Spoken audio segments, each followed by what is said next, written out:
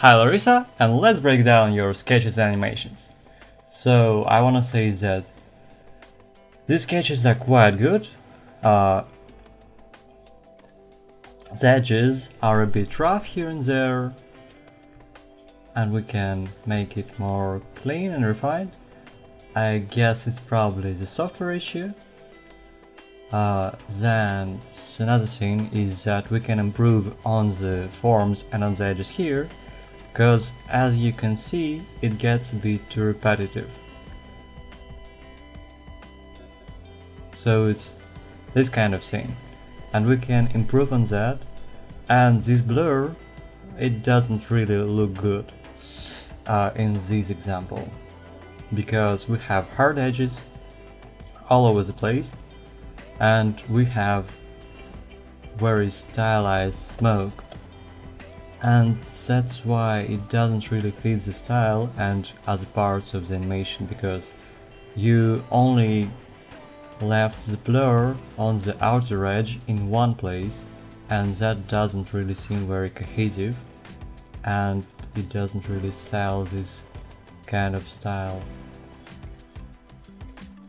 So it's probably better to add some variety here and there, and to get rid of that blurred edge. Or if you want, it's better to add center blur from this scene. So instead of using a round brush, it's probably better to add a center blur. So for example, I've defined the smoke clouds. We can add shadows here. Oh, that we can add shadows and keep it interesting and keep the form. Oh, I can just select.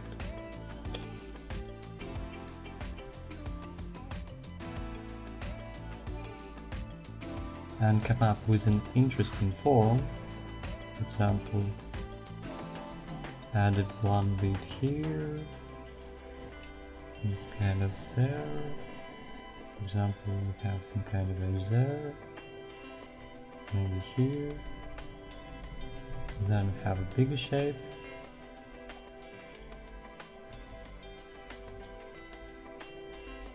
Defining some inner forms.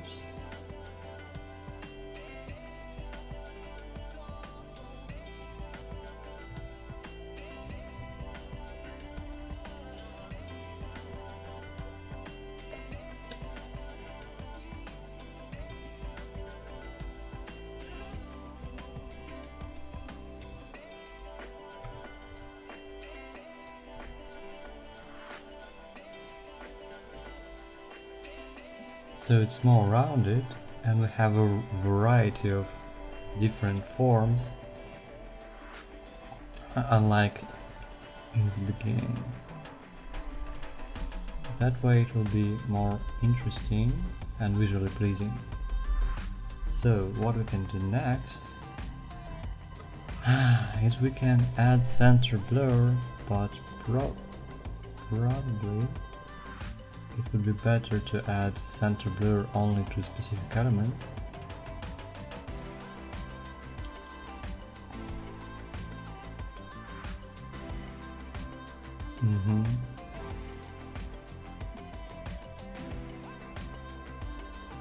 And that way it will work much better, instead of just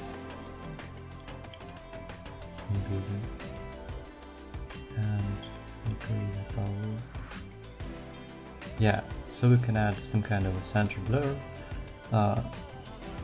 You can add the same effect in After Effects, in Photoshop, in Clip Studio, and it sells the effect and it sells the explosion much better. We can even play it even more and add some motion blur.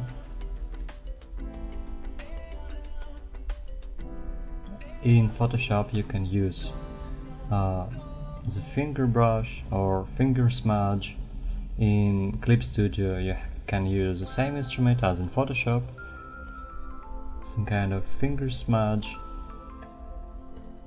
and that will add this direction and a sense of explosion to the effect. You can even make the shadows here even darker, and we can add some brighter rays.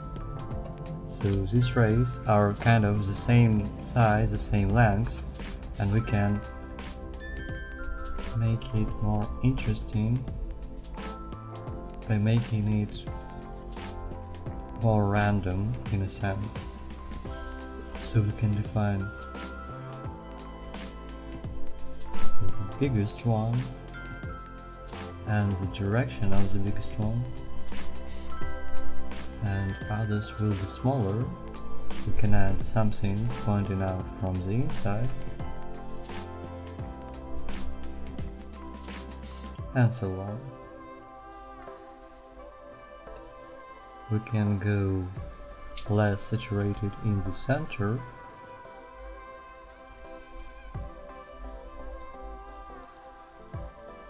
and add some smaller beads further from the center. You see, it becomes more interesting. We can start with the rays being brighter and less saturated, and then getting dimmer but more saturated.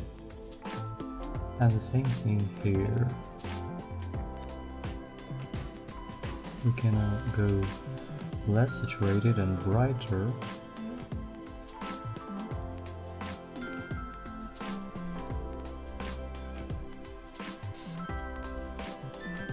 and then go concentrated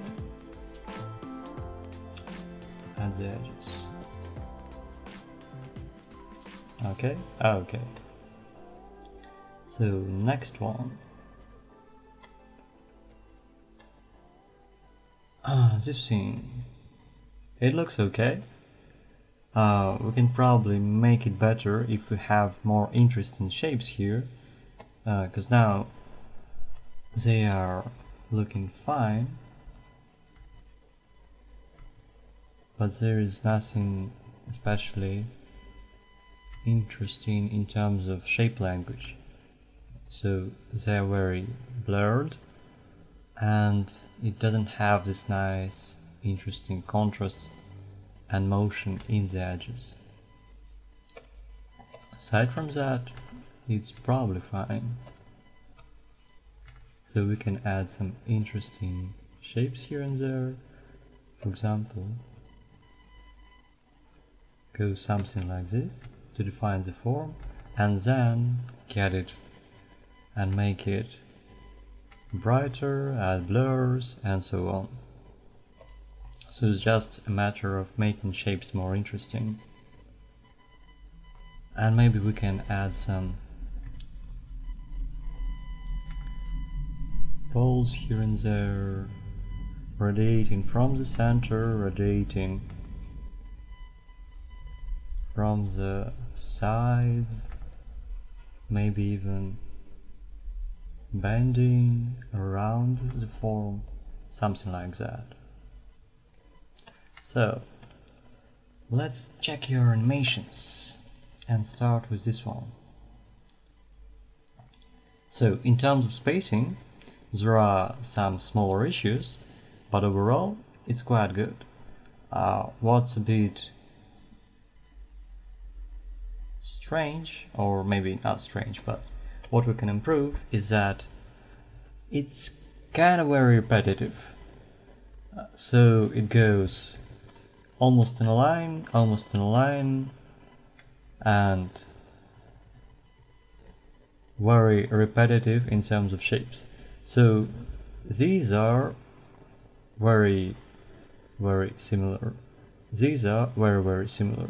And this whole block is crafted from the same kind of shape and very similar sizes. And the same thing here. So you don't have a variation inside of these kind of blocks. and they line up too perfectly, and that makes it even worse. So we don't have a lot of variety here and a lot of contrast in terms of size and spacing, and that's why it makes it less interesting, because we don't have this nice visual elements, these nice building blocks that make the effect more pleasing to watch. So let's look here and see how it breaks. So we have the main focus, the biggest shape, the smaller shape, even smaller, even smaller, even smaller, even smaller, and they are not lined up perfectly, and these two are not on the same position, so they are not aligned like that. They're in different spots and create a nice visual composition. So this effect lacks a nice visual composition because it kind of becomes just 2 or 3 straight lines of particles. And the same here. Bigger shape, smaller shapes, bigger shape, smaller shape, and they are not lined up perfectly. This shape is further, this one is a little bit behind, even more behind, and so on. And you see, they disappear at different times. Some particles disappear faster, some particles disappear slower, and there is a particle that disappears after all the other particles. Here we kind of have this, but again they disappear in this row kind of sense. So this row disappears, and all the particles in this row disappear at the same time, and almost all the particles in this area disappear at the same time. So we don't have a difference in timing.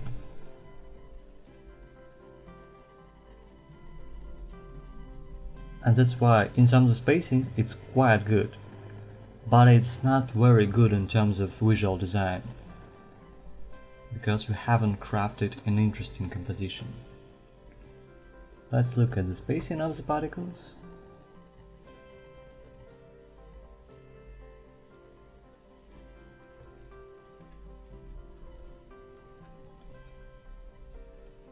Slow down, and here we had a slowdown, and then you accelerated the particle.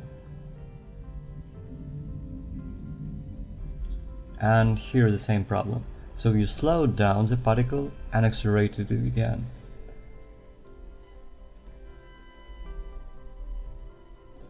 Again, slow down and accelerate it a bit. Let's check this one. Slowing down. Okay, it accelerated again and slowed down, and accelerated again and slowed down. So it's not very consistent here and there, and we can improve that.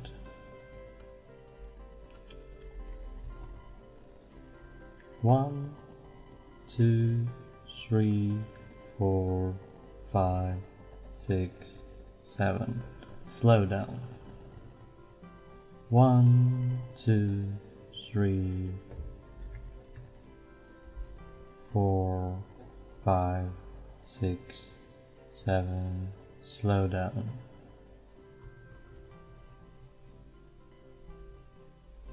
2, 3, 4, 5, 6, 7, 8, 8, 9, 10. Slow down.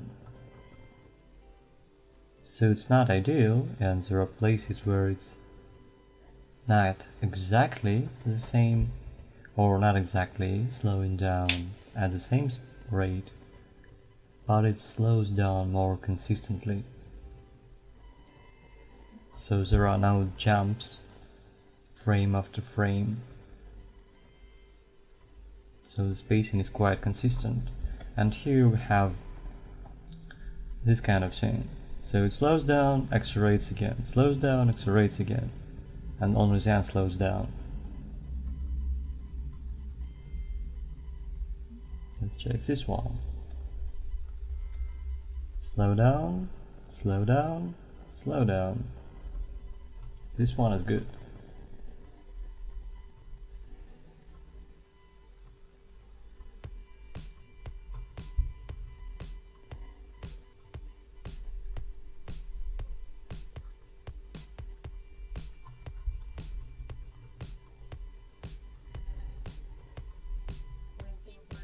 A bit rough around the edges, but overall, yeah, it's more about the design rather than spacing. Let me see this. Yeah, this one is also quite good in terms of spacing, and it looks quite nice. If we polish out the edges a bit, because there are some places when we can make it more refined, it will probably work even better, but it works quite well as it is. So good work.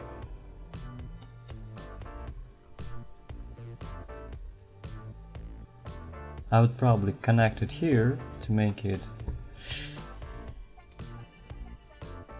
look better, because it kinda broke the composition a bit. But aside from that, yeah, it's a very nice effect.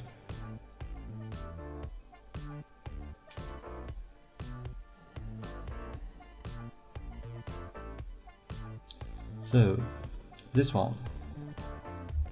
I would definitely make this kind of pointy scenes way brighter, and I don't understand where they're going. If they are going to the sides and these are kind of sparky scenes, I would go more saturated and brighter.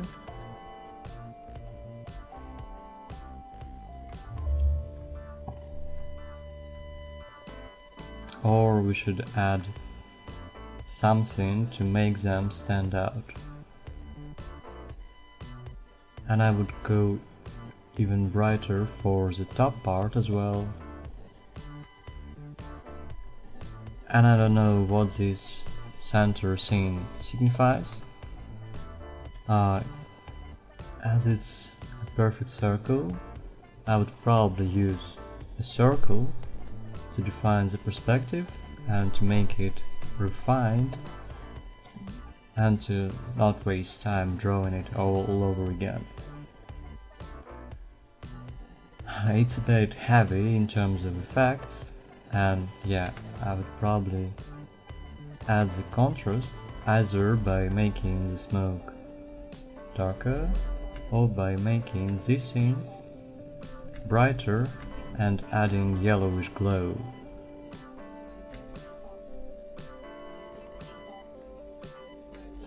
So make them brighter and add the yellow, this kind of glow. Either something like this or something like that. In terms of shapes, it's nice. Probably I would add one frame to understand how it starts, because it's kinda hard to get what's happening here. So it starts with a circle of light, it starts with sparks, and so on. And do we have a build-up, or if we don't have a build-up, then again it's interesting to know how this circle scene moves and what spacing does this have. And let me think about it. Yeah, I would probably differentiate this scene from this kind of sparks. At the moment, this area is very similar in terms of size and space. So I would probably change the forms and maybe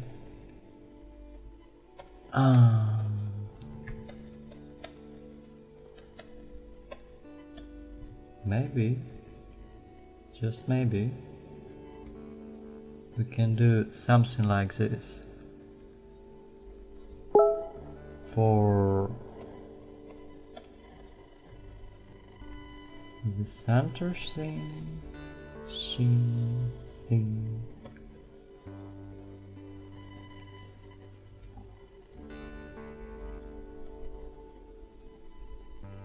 And then it bursts out and becomes a smoke.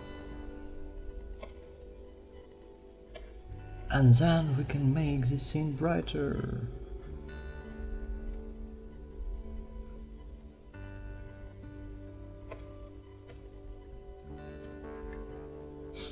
Come. Yeah. And this scene as well.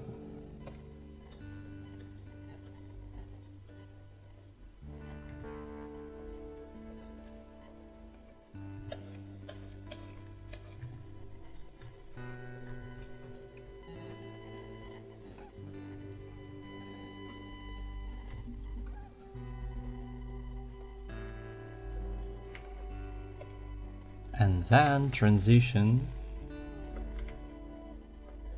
to smoke from the center part and to sparks from this part. And that way it will be probably more interesting.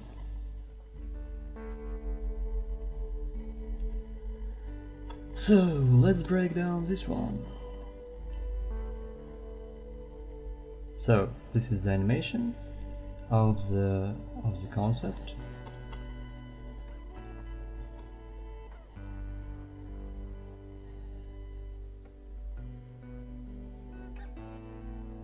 Yeah, as I thought, the sparks, as they are very similar in shapes at the beginning to this part, and they have a matching color, so it's very hard to see the sparks and make a distinction between the sparks and the smoke. So it's probably better to change the color of the sparks and make them brighter. We can even make them white. On first 1 or 2 frames, make it bright yellow, and then finish it off with something like darker orange or red. I would probably keep this circle of air even longer, because the problem is at the moment that everything kind of disappears at the same time. So we have an explosion and everything is timed equally.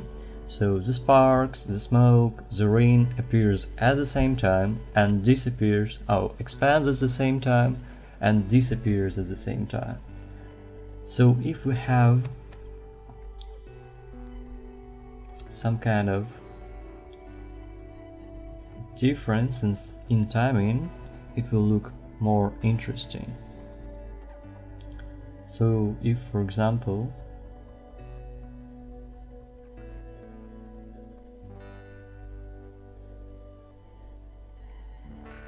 we have to decide what disappears first, what disappears second, and add more frames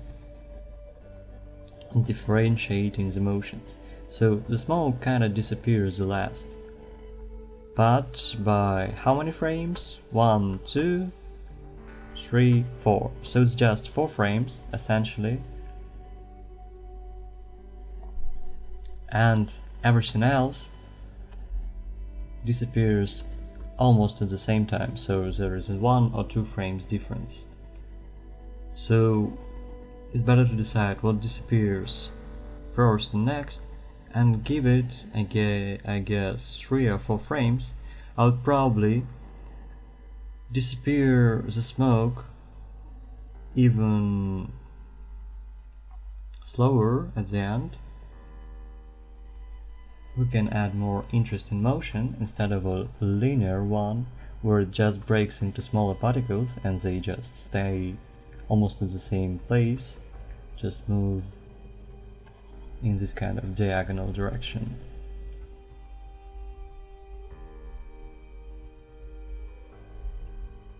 I would probably keep the ring of air longer,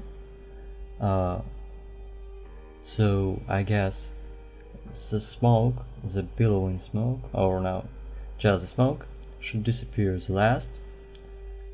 Then the sparks will probably disappear first, or the ring on the air, on the ground will disappear first. Then the sparks disappear, then the ring disappears, and then the smoke disappears. And we can make this ring on the ground even bigger. And the problem is, one problem, is that the perspective on the ground is like this.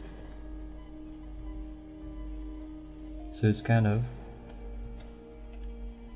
a 30-degree angle and we are looking from the top.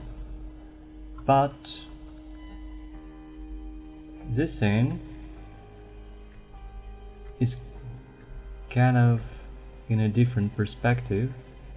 So if this one is like this and it has the same this kind of width, the ring is in this perspective and the smoke is essentially a profile. So it's a profile of the smoke and we are looking straight from the side. So we can add more volume to the smoke and maybe